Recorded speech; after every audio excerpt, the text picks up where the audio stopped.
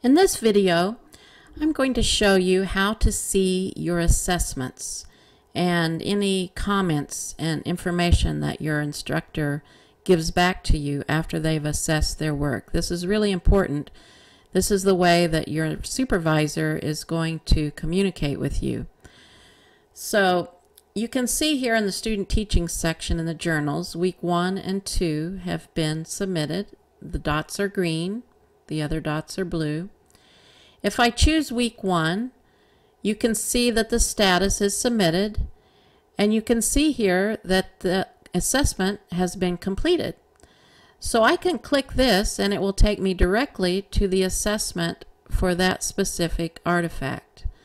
This is just showing you a peek into your My Results screen, which is located under Work, My Results. On this screen, you'll see all of your assessments, everything that you've ever submitted in chalk and wire. So it's kind of nice just to go straight here and see just the one that you want to look at. The score you see is the overall score, the average score for the entire rubric. So I can click on that and say either View Summary or View Details. And this lets me see quite a bit more information about this assessment.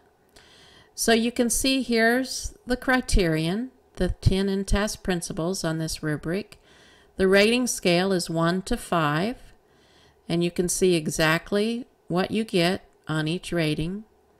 Some of these are NA or not observed, so that means that in my journal I address Standard 1, Standard 2, Standard 3, Standard 4, Standard 5, 9, and 10. But I didn't address Standard 6, 7, or 8. So on 6, 7, and 8, you're not even going to be assessed or judged at all on these standards for this specific week's submission. You're only going to be graded on what you addressed in your journal. Now there are many ways that the instructor can communicate back with you. You can see here for this criterion, they said good understanding of the standard. They're talking about just this in Task 1 standard. They also have an overall comment area, and this is on the entire assessment. Great job on your first journal. I suggest you blah, blah, blah, blah, blah.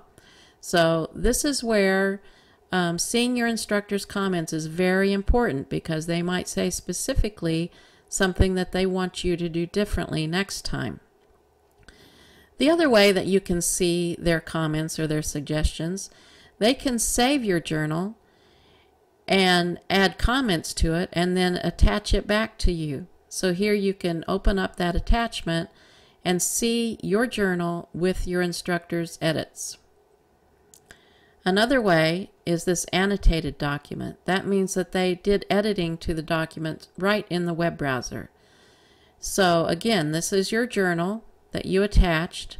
You can say View to view their annotated comments, and this again, here's your journal, here's their comments that they would add within your journal itself.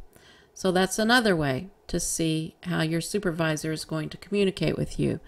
It's a good idea just to ask your supervisor what their plans are, how they're going to comment back to you. What should you be looking for?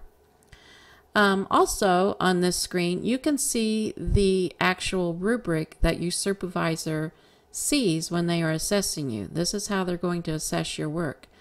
This is the instrument or the rubric. So just click that link and you can see there are very explicit descriptors here for each row or criterion of the rubric. This is what the supervisor sees to assess your work. So that's about all there is for assessment.